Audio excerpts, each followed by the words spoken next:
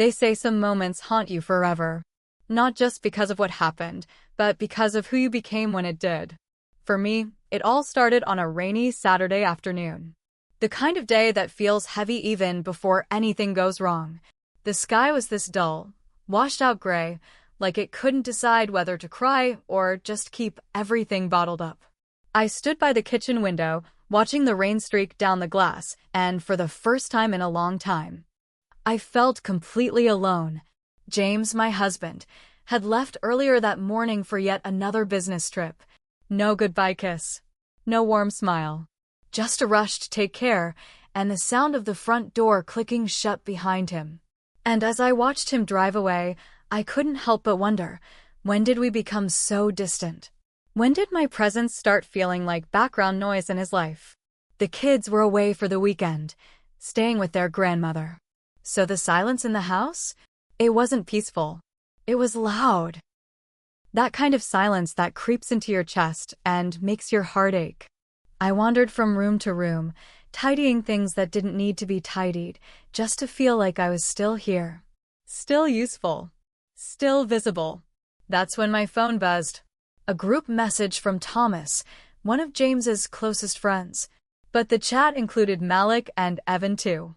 All three of them. They said they were nearby.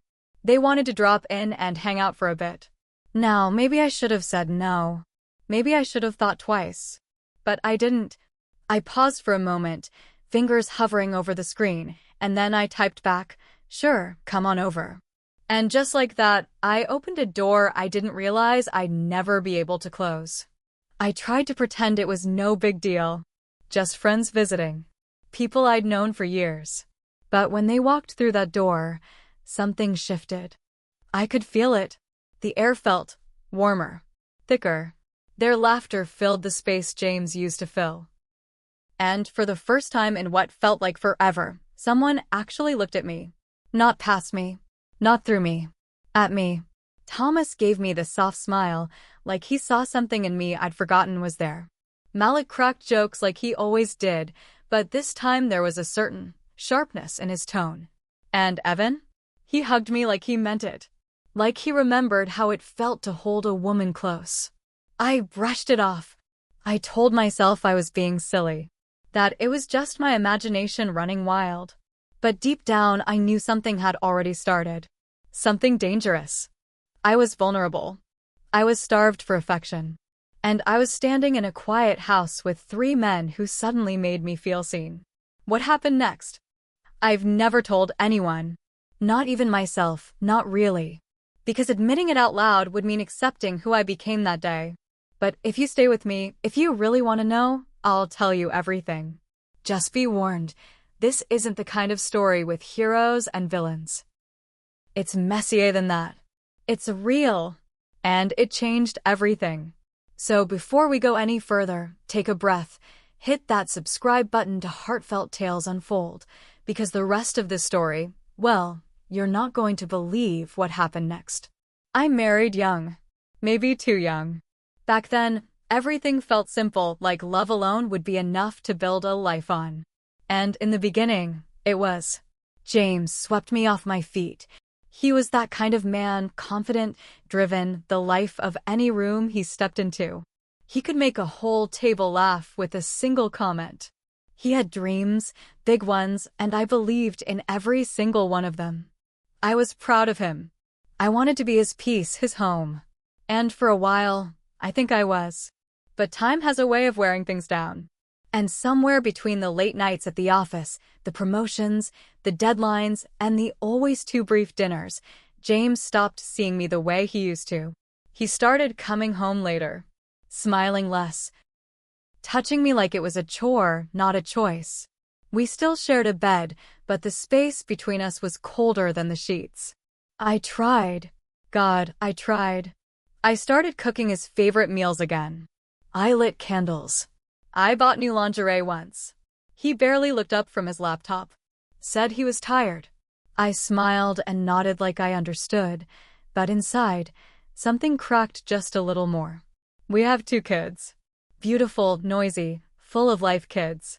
When they're home, the house feels like a real home, Sticky fingers on the fridge door, crayon drawings taped to the walls, little footsteps running down the hallway. Their laughter used to be the thing that held me together. But even their joy couldn't hide the fact that James was always somewhere else. He was physically there, sure. But emotionally? He hadn't been in the same room as me for months. So I filled the silence the only way I knew how. I threw myself into making our house feel warm, inviting. If I couldn't fix our marriage, maybe I could fix the space around it. The living room became my little project.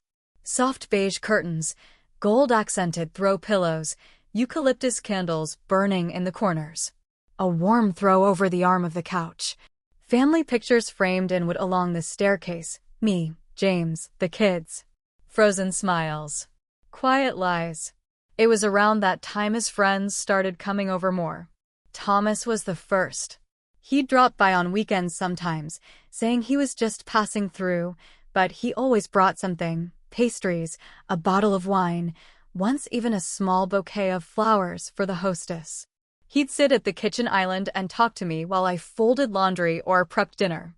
He wasn't flirtatious, not exactly. But there was something comforting about his presence. He listened. He asked about my day. He laughed at my stories like they were actually funny. Malik came by too, loud and full of energy. He'd bring the kids little gifts. Comic books, candy, once even a mini drone. The kids adored him. And I appreciated the distraction. He was bold, always teasing, calling me Queen of the Castle and Wonder Mom. It was harmless at first. Just jokes. But there was a heat behind his eyes sometimes, a look that lingered a little too long when James wasn't around. Then there was Evan. Evan was different. He didn't talk as much. He didn't need to. He had this calm, confident energy that made you lean in just to feel it closer. He noticed things when I changed my hair, when I wore a new shade of lipstick. He made me feel visible, like I was still someone worth looking at, worth knowing. It was subtle at first. Just casual visits. A knock on the door. James home. Oh, he's not? Well, mind if I come in anyway? And I never said no. The truth is, I was lonely. Not just alone. Lonely. The kind of loneliness that wraps itself around your chest and squeezes when no one's watching. I missed being touched, being talked to, being seen. I missed feeling like I mattered. With James, everything had become a checklist. Groceries, bills, school events. But with his friends? I laughed again. I felt lighter. Not entirely whole, but not invisible either. I knew it was dangerous. I knew what it could look like. But when you've been starving for affection, even crumbs start to feel like a feast. And in that quiet, well-decorated house, filled with eucalyptus candles and memories I was trying to preserve, 3 men stepped in and unknowingly stepped into a space James had left wide open. I didn't think much of it at the time. I told myself it was normal, innocent. But looking back now, I think part of me knew something was about to change. And none of us would walk away untouched. It started simply enough. James had another trip coming up, a weekend business retreat with his company. Nothing unusual. He was always traveling. Always in some hotel, some conference room, chasing the next deal. By then, I had stopped asking questions. I didn't even bother pretending I was upset anymore. The day before he left, as he was packing, he casually mentioned that his friends might swing by while he was gone. They'll probably hang out for a bit, watch the game or something, he said, barely looking up from his suitcase. Just, be nice. Make sure they're comfortable. I laughed a little, mostly out of disbelief. So now I'm hosting your friends while you're away? He gave me a quick kiss on the cheek, more of a formality than affection, and said, "You've always been a great hostess." And that was it. That was the moment. So small, so ordinary. But those are the ones that sneak up on you. The next afternoon, the rain started early. Gentle at first, then heavier. It drummed steadily against the windows like a quiet warning. I lit candles in the living room, made the house cozy. I figured if I was going to be alone with 3 men for the weekend, I might as well make it feel welcoming. I wore a simple dress, nothing flashy, nothing too revealing, but something that hugged me just enough to remind me I was still a woman, not just a wife and mom. Around 5:30, the doorbell rang. First Thomas, then Malik, then Evan. Each one carrying something. Thomas brought a bottle of red, Malik had snacks, Evan brought flowers. Not for James. For me. Just a little something for our lovely hostess, he said, handing me a small bouquet of white lilies. My breath caught, but I smiled, pretending it was normal. Pretending my heart didn't flutter just a little. We settled in the living room. The fire was crackling, the wine was breathing, and the laughter, it flowed easily. Too easily. We talked about old college stories, the kids, work, movies, anything and everything. I remember Malik teasing me about my grown woman wine taste when I brought out the glasses. Thomas helped me set the table without even being asked. Evan watched me the entire time. Quietly. Closely. I made them dinner, roasted chicken, garlic mashed potatoes, and green beans with almonds. I'd made it 100 times before, but that night it felt different. I plated it with care, added little garnishes like I was cooking for someone I wanted to impress. They noticed. They kept complimenting the food, my kitchen, the ambience. I blushed more times than I'd like to admit. And then came the wine. 1 glass turned into 2. 2 turned into 3. The laughter got louder. The eye contact lingered longer, the casual touches, like Thomas brushing my arm when he passed behind me, began to feel charged. Malik made a joke about how James was lucky. Evan didn't laugh. He just looked at me. And I'll never forget that look. It wasn't overtly suggestive. It wasn't even inappropriate, not exactly. But it was intense. Quiet. A look that held something unspoken. Like a question hanging in the air between us. My heart skipped a beat. Not because I was scared. Because I felt something I hadn't felt in a long, long time. Seen. Wanted. Alive. And I pretended not to notice. I turned away, laughed at another one of Malik's stories, poured myself more wine. But the damage was already done. That night, after they left and the house fell silent again, I stood in the kitchen, staring at the half-empty bottle on the counter. The scent of Evan's cologne still lingered faintly in the air. I could still hear Thomas's gentle voice. Still feel the echo of Malik's laughter vibrating through the floor. But it was Evan's gaze that stayed with me the most. It followed me up the stairs. Into my bedroom. Into my thoughts. I laid in bed alone, staring at the ceiling, asking myself why I felt so restless. So warm, so shaken. I told myself it was just wine. Just loneliness. Just imagination. But deep down, I knew better. Something had shifted that night. Something real. Something dangerous. And I could feel it. We had only just begun. Was it wrong to enjoy the attention? That's the question that kept spinning in my mind the next day, over and over like a broken record I couldn't stop playing. Was it wrong to want to feel wanted? To crave the way their eyes lingered? To smile at the way they laughed at my jokes like I was the most captivating person in the room? I kept telling myself I was being ridiculous. Dramatic. That I was just lonely and letting my imagination get the best of me. But the truth? The truth was simpler. And messier. I was starving. Not for food. Not for gifts. But for connection. For something that made me feel like more than a housewife stuck on repeat. Yes, I'm a mother. And yes, I'm a wife. But before all that, I was me. And somewhere along the way, I had gotten lost in everyone else's needs, but my own. That morning, I stood in front of the bathroom mirror longer than usual. I ran my fingers over the lines forming beneath my eyes. Lines James never seemed to notice. I applied mascara slowly, carefully. Added a little blush. Wore the perfume I hadn't touched in months. I wanted to feel something. Anything. And as I stood there, I had a flashback. To the beginning. To James and me in our early days, how he used to kiss the back of my hand just because. How he'd stop mid-sentence to tell me I was beautiful. How we couldn't keep our hands off each other back then. We didn't need reasons. We didn't need timing. We just needed each other. But somewhere between work meetings and school pickups, between unpaid bills and unspoken resentments, we forgot how to touch. Now, even when he was home, he barely looked up from his phone.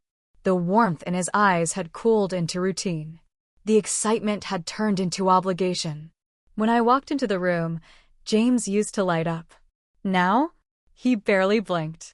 So when Evan looked at me the way James used to, when Thomas spoke to me like I mattered, when Malik made me laugh like I hadn't in months, how could I not respond? I should have said no to dinner the second night. But I didn't. They texted me again later that afternoon, asking if I'd be home, if they could come by to watch a movie and grab some takeout. I paused at my phone. I remember just standing there, staring at the screen for a long time. My thumb hovered over the keyboard. My heart beat a little faster. I wasn't confused about what I was doing. Not really. I was confused about why I wanted it. It wasn't about cheating. It wasn't about revenge. It wasn't even about them. It was about me. About that cold space inside my chest that had been growing louder each day. About the silence James left behind when he stopped holding my hand. About the ache that crept in every night I slept alone, even with him right beside me. So I typed out 2 words, "Sure, come." They arrived just after sunset. Malik with his usual swagger, Thomas with his calm smile, and Evan. Evan with that same quiet intensity. They brought food, Thai. My favorite. They remembered. We curled up on the sectional, a movie playing in the background that none of us paid much attention to. The room was dim, the glow from the screen flickering across our faces. I sat in the middle, Malik on one side, Thomas on the other, and Evan. He took the floor right in front of me, leaning back against the edge of the couch. Close. Close enough that I could feel the warmth of his back against my legs. I laughed too much. My smile lingered too long. My body leaned without thinking, and I hated myself for how easy it all felt. I kept telling myself nothing was happening, that everything was innocent, that I was just enjoying the company, just soaking up the attention like sunlight after a long winter. But deep down I knew I was slipping. Every laugh, every glance, every shared look was pushing me closer to a line I swore I'd never cross. And still, I didn't stop it. Because the truth? I didn't want to. That second dinner opened a door I didn't know how to close. And once it opened, everything began to shift. It started in ways that seemed small. Little things. Evan stayed late that night, after Thomas and Malik had left. Said he forgot his phone. But he hadn't forgotten anything. He lingered. Just stood there at the doorway, one hand still resting on the doorknob, the other tucked into his pocket. He smiled softly, that same quiet, thoughtful smile he always wore. I told him I'd grab his phone. It was sitting right there on the coffee table. But he didn't move. "I'm not in a rush," he said. There was a pause long, thick with something unspoken. He walked back toward the living room, looked around, then sat again on the edge of the couch. So I sat too. Not beside him. Not at first. But close enough that I could feel the warmth of his body in the space between us. Close enough that silence didn't feel awkward. It felt charged.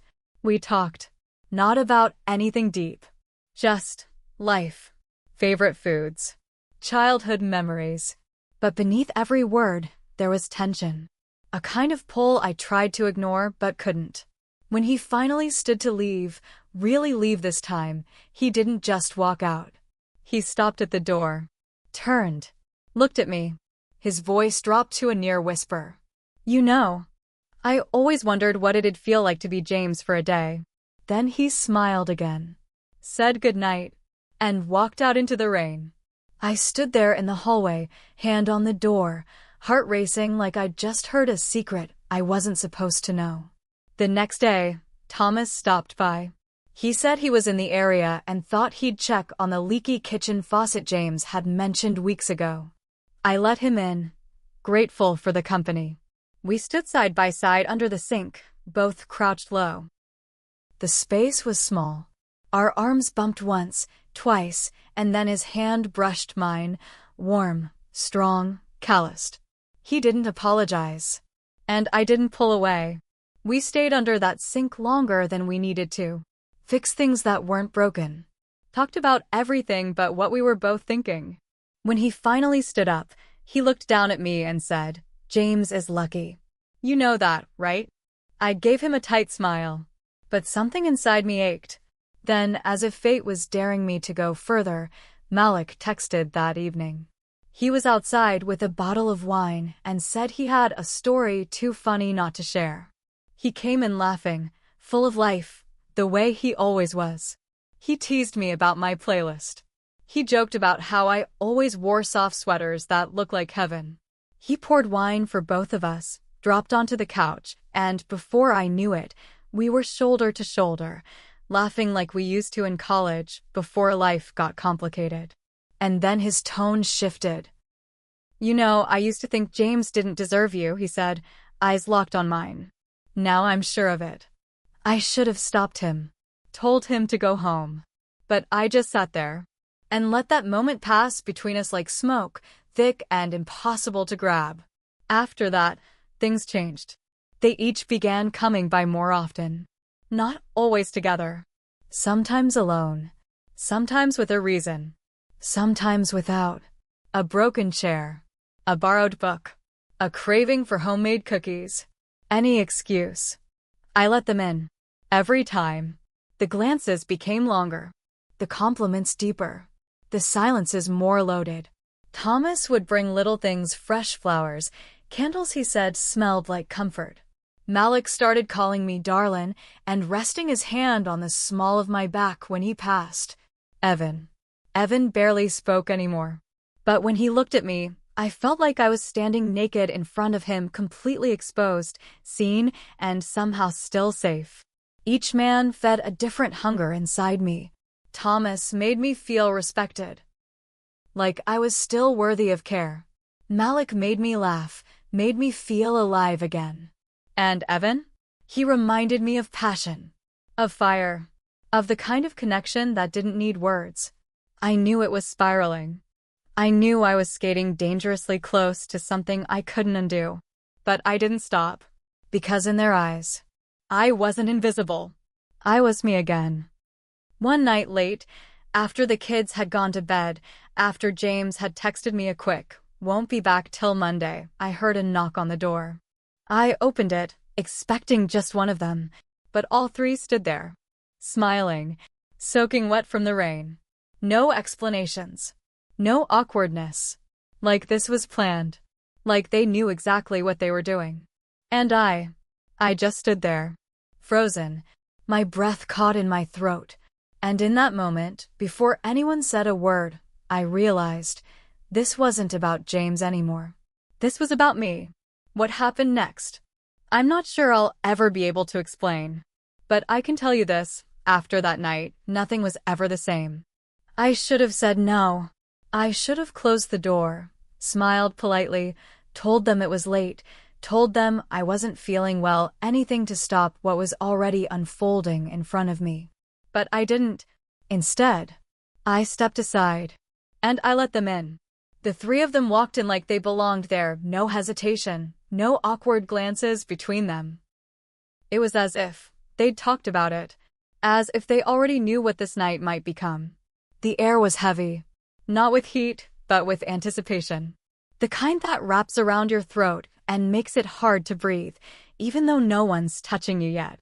I tried to play it off, told them to make themselves comfortable while I grabbed more wine. My hands trembled as I poured the glasses, and I could feel their eyes on me. All three of them, watching every move, reading every shift in my breath, every flicker in my eyes. We ended up in the living room. Same space as always, but that night it felt smaller, dimmer, more intimate. The shadows clung to the corners of the room like they didn't want to miss anything. It started off light. We talked, joked, laughed about the usual things. Malik turned on some music, soft, low jazzy. The kind of soundtrack that makes you feel something, even if you don't know what exactly. And then, Malik smirked and said, "Let's play a game." I raised an eyebrow. "What are we, teenagers?" "Exactly," he grinned. "Teenagers had fun." So we did. We played a game. Something silly at first, truth or dare. It was harmless at first. Light-hearted. Malik dared Thomas to sing a cheesy love song from the 90s. We laughed when he actually did it. Then Evan dared Malik to say something vulnerable. And Malik, always the joker, got quiet. Looked right at me and said, "I think I've wanted something I shouldn't for a long time." My chest tightened. The room went still. I took a sip of wine and smiled like I didn't hear it. But we all heard it. Then it was my turn. Malik leaned in. "Truth or dare?" I hesitated. My heart thumped so loud I was sure they could hear it. "Truth," I whispered. He smiled, but there was no humor in it this time. Just heat, curiosity, and something darker. "What's something you've never told James?" The question hit like a slap. I froze. I could have laughed it off. I could have said something safe. But instead, I looked down at the glass in my hands and said that sometimes I feel like I don't exist when he's in the room. No one spoke. Thomas reached out and gently touched my knee. Just for a second. Just enough to say, "I see you." And then Evan leaned closer. His voice was low, deep, barely above a whisper. "If you could change one night in your life, would it be tonight?" I couldn't speak. I couldn't breathe. He moved closer, close enough that I could feel his breath against my cheek. He didn't touch me, but his presence alone made my skin feel like it was on fire. Thomas just sat there, watching me, not saying a word. His gaze steady, serious. Like he already knew what I was thinking. Like he'd known for weeks. And then, the question stopped. The game ended. But the tension didn't. There were no more dares. No more jokes. Just the four of us. Sitting there. In a room so full of electricity, I swear I could hear it crackling in the air. It wasn't just physical. It was emotional. Twisted. Charged. And terrifying. I was pulled in every direction by every glance, every unspoken invitation, every part of me that wanted to feel, everything I hadn't felt in so long. I don't remember how long we sat there in that silence, but I remember how it felt. My breath shallow, my skin warm, my heart pounding like it was trying to escape my chest. And then something happened. Not one thing, not one moment, but a slow unraveling of boundaries, soft touches, lingering stares, words that weren't meant to be said out loud, but were. And when it was all over, I didn't sleep that night. And I wasn't alone. Not really. Even when the room emptied and the lights dimmed and I was lying in that bed by myself. I wasn't alone. Because everything they gave me, every look, every word, every feeling, I carried it with me. I still do. The next morning, everything looked the same. But nothing felt the same. The sunlight filtered through the blinds like it always did, lighting up the dust in the air. The house was quiet, too quiet. That eerie kind of stillness that settles in after something irreversible has happened. Like the walls themselves knew what had unfolded the night before. My head was pounding. My body felt strange, like it wasn't entirely mine anymore. I moved through the house like a ghost, numb, detached, waiting for something, anything, to break the spell. But nothing did. Then my phone rang. It was James. I froze when I saw his name on the screen. My fingers curled tightly around the phone, and for a moment, I just stared at it, like maybe if I looked long enough, it would disappear. I didn't answer. I couldn't, because I knew my voice would shake. I knew he'd hear something in it. Something I wouldn't be able to explain. He texted instead. "Just checking in. Hope you're okay." I typed back. "All good. Just tired. Kids are fine. Love you. Lie. Lie. Lie." I hated how easy it was. Later that morning, I found Thomas in the kitchen. He was sipping coffee in silence, eyes fixed on the floor. I said good morning. He barely looked up, just nodded, murmured something about needing to get going. Malik appeared next, shirt half-buttoned, a playful smirk that didn't quite reach his eyes. "You're gonna act like nothing happened?" I asked quietly. He shrugged, his usual boldness suddenly fragile. "I mean, what do you want me to say?" Before I could respond, he was gone. Left the coffee untouched on the counter. Left me standing there with questions I didn't know how to form. And then there was Evan. He was the last to leave. He walked toward the door like it was just another morning, like everything was normal. When he reached me, he leaned in slowly, pressed a soft kiss to my cheek, said nothing, just looked at me one last time, and then walked out into the morning light. The silence that followed was deafening. I stood in that kitchen for what felt like hours, listening to the ticking of the clock, the hum of the refrigerator, the ache of my own thoughts. The house, once warm with noise and laughter, now felt like a tomb. I cleaned, scrubbed every inch of the living room, changed the sheets, washed the wine glasses twice. Not because they were dirty, but because I was trying to scrub the memory of the night off of them. Off of me. But memories don't rinse clean. They stain. 2 days later, James came home. I watched his car pull into the driveway. Watched him sit in the driver's seat for a moment longer than usual, like he was bracing himself. He walked through the door with that same tired smile. Set down his suitcase. Kissed the top of my head, like he always did. But when he looked at me, he paused, just for a second. And in that second, I knew. He noticed something. Maybe it was the way my eyes didn't meet his. Maybe it was the way I flinched when he touched my arm. Maybe it was just a gut feeling. He didn't say anything, but he didn't have to. I saw it in his eyes. A flicker of something. Not suspicion, exactly, but distance. That same distance I'd been feeling for months, except this time, it wasn't coming from him. It was coming from me. I moved around him like a stranger. Polite. Smiling at the right moments. Asking the right questions. But inside, I was screaming.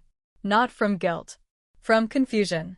From the storm of emotions that had taken root inside me, desire, regret, fear, a strange and terrible thrill I couldn't admit to anyone, not even myself. Every time James touched me, I felt like I was cheating on the memory of a night I both wished never happened and couldn't stop thinking about. I was no longer sure who I was, or what I wanted. But I knew one thing, the damage had already been done. I've played that night over in my head 1,000 times. Every detail, every laugh, every glance that lingered too long, every word that felt like more than it was supposed to, and still, I don't have an answer. Was I seeking revenge on a man who forgot me? A man who once made me feel like the center of his world, only to later treat me like a background character in his own life? Or was I just trying to feel alive again? I don't know. I really don't. Because what I did, it didn't feel calculated. It wasn't some grand plan to hurt James or prove a point. It felt impulsive, messy, human. Like my heart had been starving for so long, it no longer cared where the food came from. I betrayed him. But what's harder to admit is that I betrayed myself. I crossed a line I swore I never would. I became someone I didn't recognize. Someone I'm not proud of. And yet, there's another truth I can't ignore. For the first time in what felt like years, I felt seen. Not just looked at. Seen. Touched without being owned. Desired without being dismissed. Listened to without being brushed aside. It's a dangerous thing, feeling alive in someone else's hands. Especially when those hands don't belong to your husband. I don't know if James suspects anything. If he does, he hasn't said a word. Maybe he's chosen not to ask. Maybe he's afraid of the answer. And as for them, Thomas, Malik, Evan, I don't know if they've spoken to each other about that night. If they've told James. if they ever will. We don't talk much now. Occasional texts. A few awkward conversations when James invites them over. We pretend everything's normal. But it's not. There's tension under every word. A flicker of something unsaid in every passing glance. And one of them still looks at me like he's waiting. Waiting for me to say something. To do something. To open that door again. I won't say which one. Because honestly, I'm not even sure I could trust myself around him if I did. And that scares me. Because it means that night isn't truly over. Not in my head. Not in my heart. It lingers like perfume on a sweater you've already washed 3 times. Like a dream you can't forget, even when you want to. I try to be the same woman I was before. The same wife. The same mother. The same version of me James expects when he walks through the door. But I know the truth. I'm not her anymore. Whatever part of me crossed that line that night, she didn't come back the same. And maybe she never will. Have you ever been so lonely that even the wrong attention felt like the only kind you could get? So starved for warmth that when anyone offered it, you didn't check their intentions, you just opened the door? That's where I was. Not proud. Not sure. Just tired. Tired of being the last thought. The one James barely noticed unless the kids needed lunch or the laundry wasn't folded. Tired of sleeping next to someone who felt 1,000 miles away. Tired of pretending that wasn't breaking me a little more each day. So when his friends gave me what he stopped giving, attention, warmth, presence, I let myself take it. Does that make me a monster? Or just human? I know what I did was wrong. I know I crossed a line that can't be uncrossed. But I also know that behind every mistake is a reason. A crack that grew too wide. A silence that lasted too long. So tell me, have you ever been so empty that even a glance felt like a lifeline? Have you ever done something, not because you were evil, but because you were exhausted? Tell me in the comments, do you see it as betrayal? Or was it just a woman trying to feel alive again? Was it weakness? Or just a moment of being seen? Because sometimes, the deepest stories, the ones we're too ashamed to say out loud, are the ones that matter most. And if you believe stories like this need to be told, the raw ones, the real ones, the ones that sit heavy in your chest, like this video, share it. And subscribe to Heartfelt Tales Unfold. Because here, we don't just tell stories. We unravel the human heart. Sometimes, the most dangerous doors aren't the ones we bolt shut in fear. They're the ones we quietly leave unlocked, hoping someone will walk in and fix what we're too scared to fix ourselves. Loneliness doesn't always scream. Sometimes, it whispers. It knocks gently. And when it finds you tired enough, it walks right in. I let them in. All 3 of them. And in the beginning, I thought I could control it. Keep it contained. Separate. But emotions don't work that way. Desire doesn't play by rules.